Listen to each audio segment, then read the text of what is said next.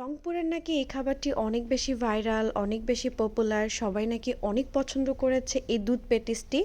So আমি আসলে দুধ পেটিস খাওয়ার জন্য চলে গিয়েছি রংপুরে। Hello everyone, this is my another daily vlog. As আপনারা জানেন ফিউ ডেজ অ্যাগো আমি আসলে রংপুরে গিয়েছিলাম, মানে আমার শ্বশুরবাড়িতে গিয়েছিলাম। সো ঢাকায় যেমন আমরা নানান ধরনের স্ট্রিট ফুড খেয়ে থাকি, তো ওই এক্সপেরিয়েন্সটা আসলে আমি রংপুরে নিতে চেয়েছিলাম দেখে আমি রংপুরের স্ট্রিট ফুড ট্রাই করতে চেয়েছি।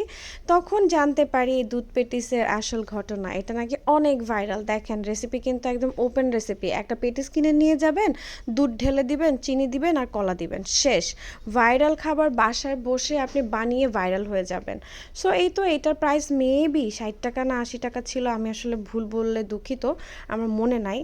তো এটার প্রাইস এরকমই ছিল, 60 টাকা 80 টাকার মতো।